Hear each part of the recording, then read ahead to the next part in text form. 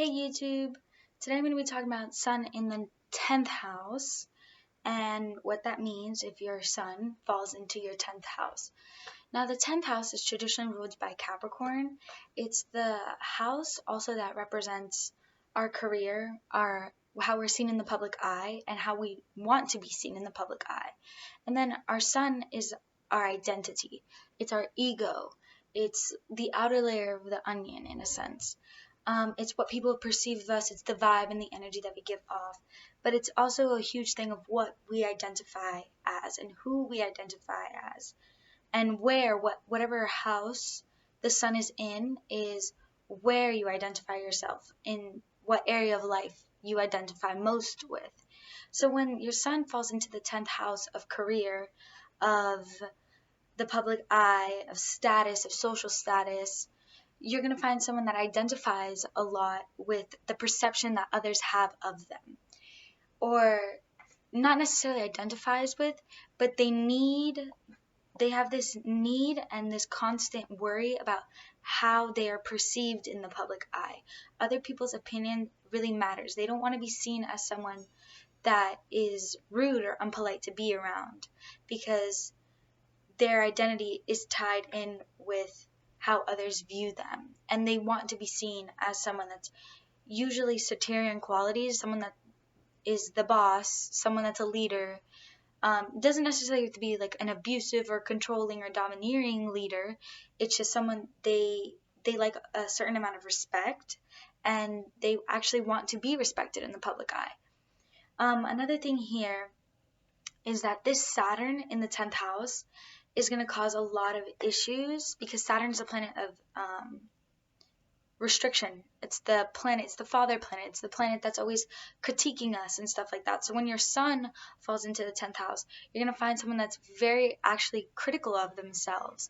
Capricorn and 10th house placements are very self-conscious of how they are perceived and how others treat them and the way that they present themselves.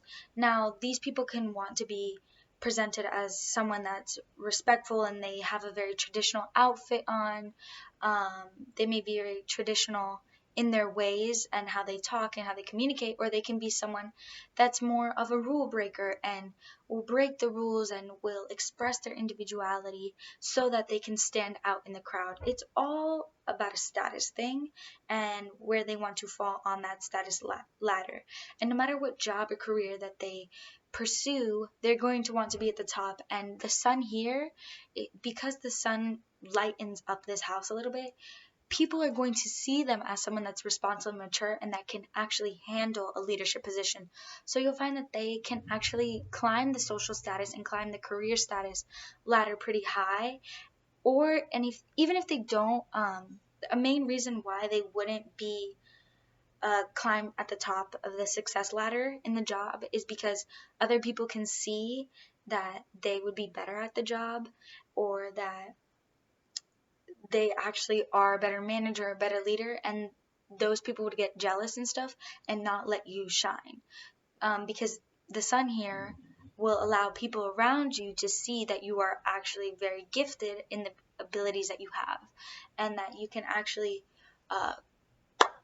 handle a managing position. But if you're someone that's new to the job and people have been there for 15, 10, 20 years and you're already like doing the job better than them, a lot of times that can spark some jealousy, and then you won't climb the status ladder quick enough or as fast as you would like it, just because other people, basically what I'm trying to say here is that people can either see that you're special, that you have leadership abilities, and that you are very mature and responsible, and then they could bring you to the top, or you can have a bunch of haters that don't want to see you to the top because they're just jealous of you.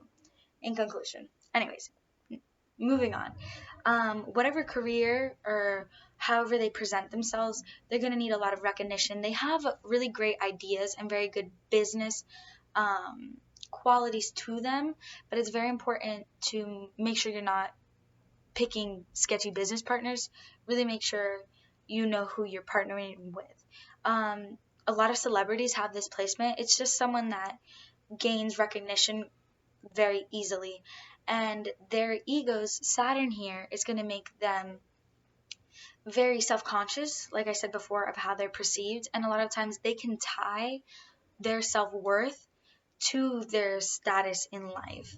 And they are actually very terrified of failure, just like the sign Capricorn is, because it's like in their head, they don't want to be seen as a failure. They want to be seen as successful. And other people's opinions matter greatly to them, because when you're a natural leader, that natural leader needs to have the general public's liking in order to be a leader, because people aren't going to follow people that they don't like. So that's why they care about how they are perceived. It's not necessarily because they're insecure or because they don't like themselves and they need other people's validation. It's they need other people's validation so that they can climb the motherfucking status ladder, bro. It's like this little facade that they're able to put on. They're great charmers. They're great, not in a fake way like a Gemini or all of that. It's just that they know how to put their best foot forward when it's time to. So yeah, failure to them is more of like humiliating. It's almost like, ooh, like, but that doesn't reflect my mindset. That doesn't reflect my abilities or my capabilities. That reflects just like poor decisions that I've made in life. You know what I mean? So Saturn here will give a lot of anxiety around that. You'll find that these people may be popular, especially like in high school. They may be popular among a lot of people, popular in the workplace. They're generally like really easy people to get along with unless the negative qualities come in and they become a little bit egotistical and a rude boss. This could be your stereotypical like fake rude boss, but it could also be someone that's really, really great at managing and leading people to success and leading their business or their company off to success. Generally, when this person comes into the workplace, things change and people notice that they hired a really good person to have in their business. Like I said, there is a huge desire for power when your sun is in the 10th house, because you identify with power, you identify with leadership positions. So here you're going to have a great desire for that because that's what you identify with. You're like, I'm a boss, bro. Like, let me show you, like, let me lead you properly instead of having some buffoon lead you. Like, you know what I mean? So they sense their own potential, but they also really desire the power, and they also really desire people to notice and recognize the power that they hold, because these aren't people that strive really well when someone's like, oh, you can't, how some people need to prove people wrong to succeed. Like if they're trying to work really hard for something and then someone's like, you suck, you're the worst, that would only motivate a person to succeed. Now, these people flourish better when they receive recognition and all of that, because their ego is tied with it. So if you are dating or dealing with someone with sun in the 10th house and you're trying to get along with them or you're trying to motivate them, never motivate them by telling them that they're bad at what they do, because that will just not make them feel as if they're worthy enough to accomplish the job, if that makes sense. So they can get lost in other people's lenses. And this is something I've noticed with a lot of 10th house placements, because I have a lot of 10th house placements. I got Saturn up in there and Jupiter and Mercury and some other stuff up there. And what can happen here is that you get lost in other people's lenses. So some guy said this. I don't know who said this, but these aren't my words, so take that in mind. He said that you can get lost in a reality that it's not necessarily, you're not living through the lens that how you perceive yourself, and you're not living the lens through how your friend perceives you. You're living through that lens that you create, because you're living, how do I explain this? It's like you live your life, or you value your self-worth, or you perceive yourself, your worth, and how your characteristics and all of that, not through how that person perceives you, but how you think that they perceive you. So it's not their opinion, it's just what you think they perceive you. So it comes to this point where you're living in a reality that's that's false. Your perception of yourself is false, because it's not your perception of yourself, it's not your friend's perception or the other person's perception. It's what you think their perception of you is, and you create that in your head.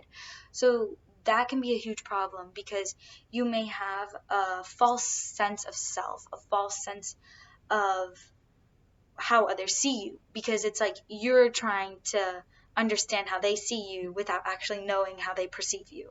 And that can cause problems with anxiety, that can cause problems with self-loathing and all that. If you have lower self-esteem, you can think that everybody hates you, and everybody may not hate you, and you may think that everybody loves you, but in reality they think that you're an ass. So just don't get caught in that lens. You will always flourish more when you stand in your individuality. Of course, carry yourself with respect and like class and maturity and all of that, and stand for what you believe in, and things will flow naturally to you, rather than getting stuck in that headspace where you feel as if you're not at the top yet, that you're not worthy, or if you get stuck thinking about how others view you, you'll get really, really stuck in a rut. Always just like stick to your authentic self for your best results, because that's when you'll find a career path, is when you're doing your own thing and you're respecting yourself and you're living your life. Things will flow to you naturally, rather than caring about how you're perceived in the public eye. So you guys are very big perseverers, because you value success and you value hard work. So here you're going to find someone that, even if their goal or their career, their ambitions seem far away, there's someone that will persevere. They may do that Capricorn thing where they just like delve deep into their work, so people can see them as workaholics, but they can also be seen as, I feel like the best way to explain this is being a Generation X or whatever, millennial, whatever I am, and seeing how people with sun in their 10th house have it now. So my generation, a lot of people that have their sun in the 10th house are going to be social media influencers. They're going to be people with a bunch of followings on Instagram or Twitter or YouTube. That's like a sun in the 10th house. Like, I'm pretty sure Ariana Grande is a sun in the 10th house.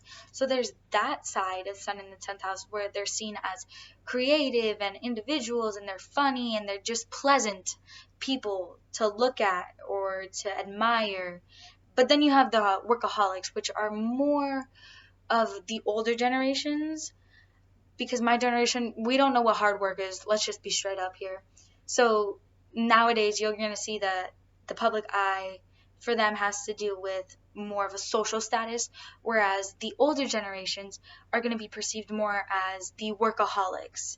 You know, the father that's always out late because he's working, or the person that owns their own business, or the person that's always delved into their work. I definitely think that you'll see that with the older generations, and then the younger generations, you'll see more of that like popularity over hard work, if that makes sense. And they both will attract success. You know, people that have a bunch of social media followings and a social media liking, they gain success, and through that they gain money because brands want to advertise them. You know what I mean? So they're gaining success easily and they're climbing that social status, but it's just like a lot different than how older generations do it. That's just a separation if you guys needed two different examples. Let's see. It's important not to abuse your power, because if you are in a powerful position, that desire for power can overcome you, and you might become a little bit abusive, not necessarily physically, but just a little bit mentally if you're placed in a higher up position. And you get frustrated with your workers if they're not working enough. You can get frustrated with slow people, incompetent people, people that just do not do what you tell them to do, useless people essentially. So yeah. I think that's it. That's all I want to talk about.